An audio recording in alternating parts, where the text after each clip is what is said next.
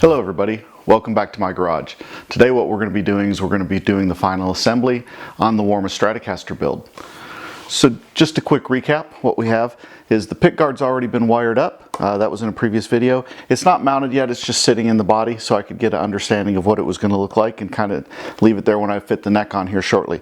The body's been covered in tongue oil, so that's all finished. For the neck, we've got the hip shot tuners installed. As we saw in the previous video, super easy. Took 3 minutes to install all the tuners. That was amazing. The neck has been covered in tongue oil. It's finished in tongue oil. Also went over in the video the re-level, the crowning, and the polishing of the frets. So that's all ready to go. So we're ready for final assembly. So for final assembly, what we're going to do is we're going to initially install the neck. That way I can get a better understanding of where the pickguard's going to be and make sure it's sitting in there properly. So to hold everything in place while I'm moving the neck and everything around, I'm just going to put some tape on the pickguard. So as you can see, just some tape on the pickguard and on the output jack. One thing that's important to remember is you definitely want to use the right size screwdriver when you're putting in your screws. You don't want it slipping or anything, so you want to make sure the screwdriver fits. And also what I'm going to be doing is I've just got a candle and I'm going to be taking just a little bit of wax, kind of running the screw length along it, getting some wax into those threads before I go to install. Just makes it easier going into the wood, especially the first time a neck's been installed. You're driving screws into clean holes, so it's making its own threads. So you just have to make sure you got some little bit of lubricant on the screws.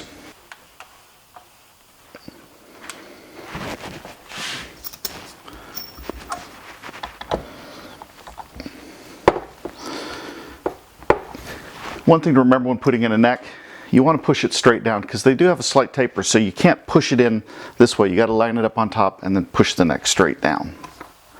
For the neck plates for all my Warmoths, what I usually do is I contact a user called Dangerous R6 on the Unofficial Warmoth forum, and he does these nice engraved neck plates. He does custom work, he does anything you want. I normally just put it on there, the W with the Warmoth, and then my serial number for the guitar. And my serial numbers are not sequential, so like this one says BRT yada yada yada 05. And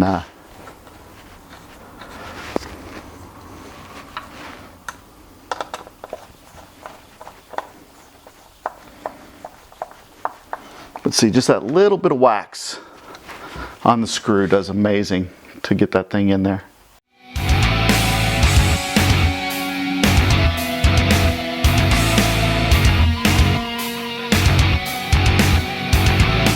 This is when it comes in that you definitely want to be using the right size screwdriver. If the screwdriver is too small, you'll end up damaging the thread or the head of the screw if the screwdriver slips, and the same if it's too large. Plus at that point you're taking the chance of it slipping and actually hitting into the guitar, which you definitely don't want to do.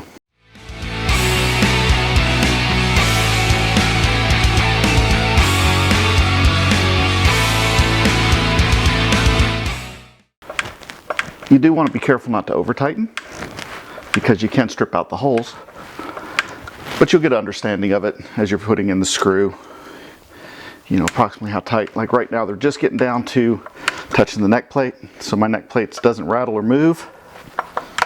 A lot of people will use an electric screwdriver when they're putting their guitar together. I really don't like that. You know, they'll use a drill to put their holes, the screws in on, you know, screw setting with the torque on the drill set to disengage once it hits a certain pressure. I don't like doing that. I prefer putting it together by hand. And there you have it. Neck is installed. Now what we're going to be doing is installing the output jack and securing that, and then we're going to be doing the pickguard. What you want to worry about, or what you want to take care of, is that you're using the right size drill bit when you drill these in. You don't want to go too small because then the screw will go in too tight. You don't want to go too loose or too large because then the screw won't thread in. So what I'm going to be doing is I'm installing I'm going to do chrome screws for the output jack because it's all in chrome. And then I'm going to be doing black screws for the pickguard.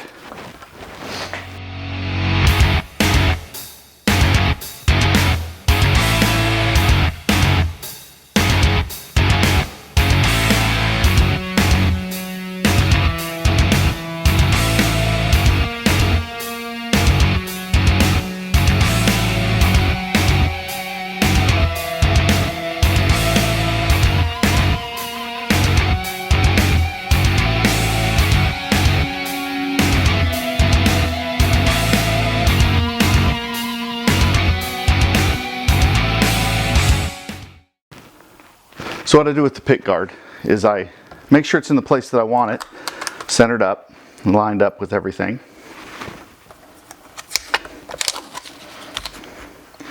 And this is why I like to put the neck on first, because that way you can check the gap to make sure it's right where it should be, and it is right now. So what I'm going to do with this is I'll tape it back in place, and I'm going to put a couple screws in. Drill the holes for a couple screws and put those in. And then that way I can take them out or take the tape off and make sure that everything's lined up before I finish installing it and drilling the rest of the holes.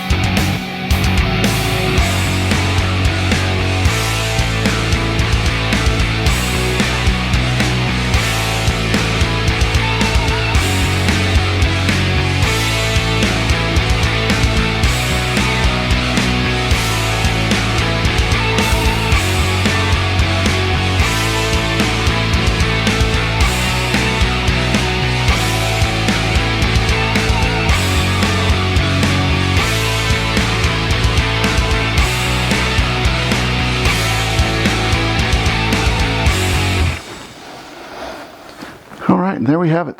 Pickguard is installed. Next thing we're going to do is we're going to install the tremolo. This will be pretty straightforward. As we showed in a previous video, we've already got the mounting lugs for the bridge installed. And then off camera, as you can see, I've already installed the claw for the springs for the tremolo. So it is just a simple matter of dropping this in the hole, lining it up with the lugs. Right now I have a temporary height set. Let that go down. I am going to use just a little bit of tape as I flip this over, just to make sure it doesn't bang around.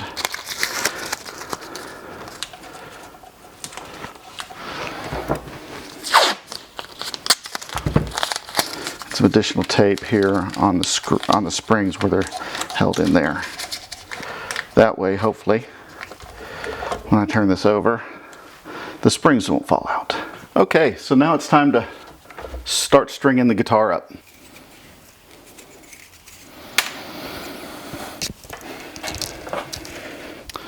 Then for Floyd's, as you know, you got to clip the ball end off and then clamp the string down.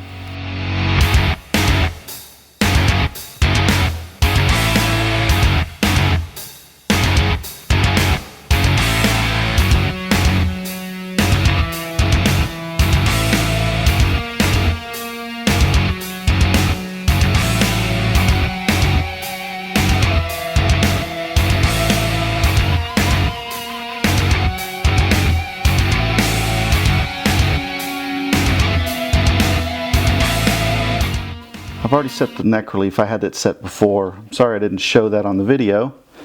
What I did with the relief is because I knew the frets were really good on this.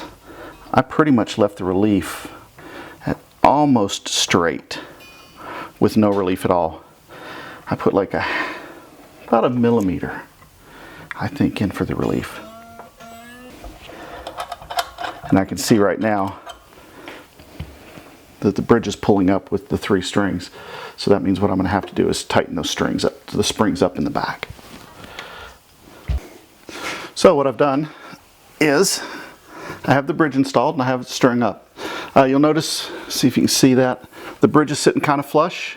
What I had to do was I actually had to use some shorter springs back here on the claw to pull it forward enough because it was pulling up, the strings were putting too much tension on it. So right now it's pretty well balanced. It's in tune with the claw where it should be. However, as I kind of figured I would have to, I'm going to have to shim the locking nut because right now some of the strings are fretting out on that very first fret because it is so low. It's actually lower than the fret. So I'll be taking that off. Real simple process. Like I said before, that's why I didn't Loctite these screws. I'll loosen up the string tension, take these screws off. For a shim, all I'm going to use is probably just a piece of sandpaper under that. I just need to incrementally bring it up. I don't have any veneer. If I had some veneer, I'd cut a veneer strip and put it in there. But sandpaper's fine. It won't hurt it a bit. All right, so I got it tuned up to pitch. And as you can see, the bridge, let's see if we can get in there. The bridge is sitting nice and flush. I've got the spring tension dialed in to what the string tension is on the front. That way it keeps that bridge floating right in the center. And then I can adjust, then I have full range of the tremolo. Also, it sits flush so your hand can rest on it if you're doing palm muting and things like that. So what I've got to do now is just go through the final setups of adjusting my bridge a little bit because I am just a touch close. I'm going to do some measurements here in a minute. Just a touch close on the at the 12th fret, but we're going to do some measurements to see what we've got and go from there. I ended up using 2 pieces of cardstock in that area to bring it up. One piece just wasn't enough. I actually had to put the second piece in it to get the clearance where I need it to. And what I'm going to do now is I'm actually going to bring the bridge up just a little bit. All right, everybody. Well, it's finished. My camera died on me, so I didn't realize it until I'd already done some stuff off camera. So I'm going to just go show you the finished product. Here it is. Basically what we missed when the camera died was basically putting in the strap locks, putting the back cover on the tremolo cover, and then I went ahead and did an intonation on it and set up. I'm going to have to do a double check on the wiring. When I went to do check it out, everything was working, but one of the volume knob for some reason is working like a tone knob rather than a volume knob. So I got to figure out what's wrong with that. And also the in position 2, when I should have my bridge split into single coil combination with my middle, it sounds out of phase, so I have to take a look at that. It's got a good sound to it, but it sounds a little bit out of phase. And I don't know if I'm going to get a true reading until I fix the volume knob problem with it. So hopefully next week will be my last video on this build. I'll be doing the sound check and going through tones and going through the different pickup selections so everybody can see what the guitar actually sounds like. Initially today it sounded very good, especially in the bridge position, also in position 3 and, or excuse me, in position 4 and 5 for the neck position and for the neck and mid combined. Sounds really good, has a really nice sound to it. So it's been a very fun build. I hope you guys have enjoyed it as we went through. So please click like and subscribe if you'd like to keep following the channel. What I've got coming up next is going to be very interesting. I'll be starting a couple scratch builds, as well as I'll be doing my Great Guitar build off. The kit is supposed to be shipping next week. So hopefully I'll have it in a couple weeks and I can begin my work on that. So we'll be going through that. So until next time, thank you very much for stopping by and visiting in my workshop. Take care. See you next time.